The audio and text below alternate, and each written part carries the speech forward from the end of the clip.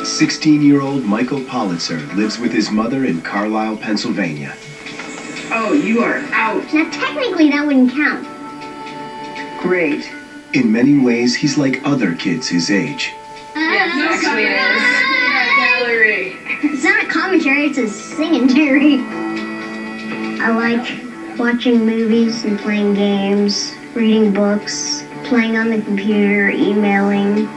But something about his physical makeup truly sets him apart.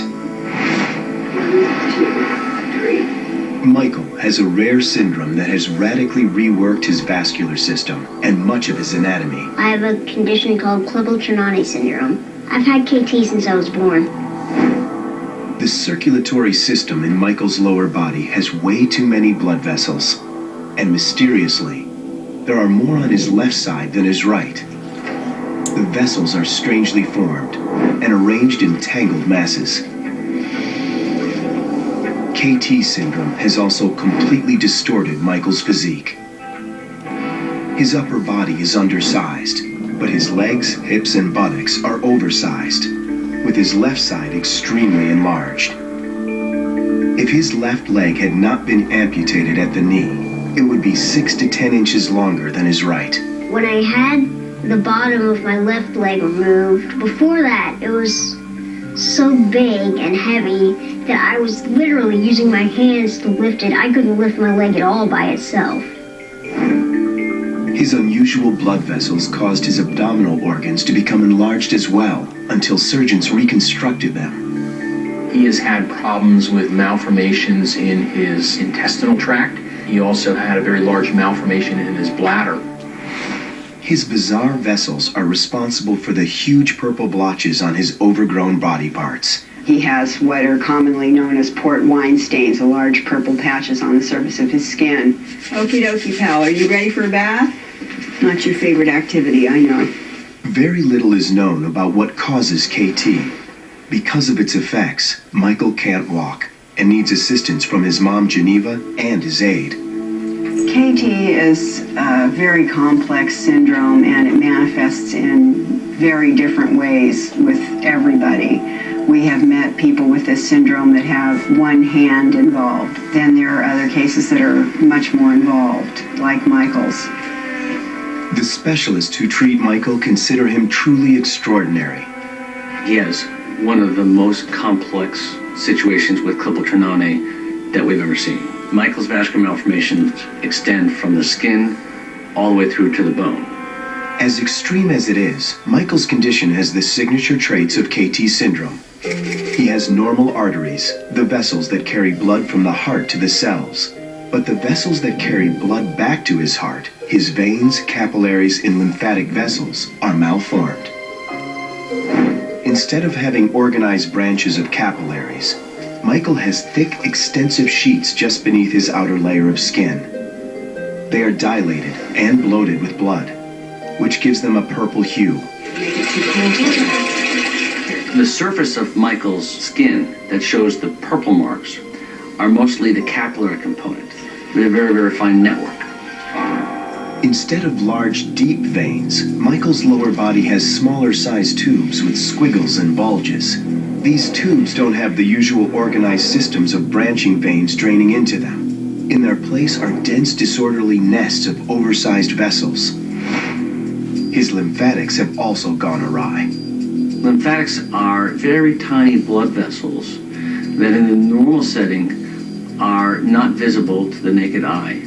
Instead of carrying the red blood, they carry blood without the red cells. This fluid, called lymph, contains infection-fighting white blood cells. Lymph drains from our tissues through a network similar to our veins and capillaries. But in Michael's lower body, the lymphatics look like bunches of microscopic grapes. They erupt through his skin in little bumps, which easily burst and spill lymph.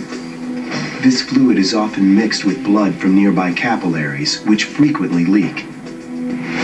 And be sure to scrub really well around that because you got a lot of ointment on there.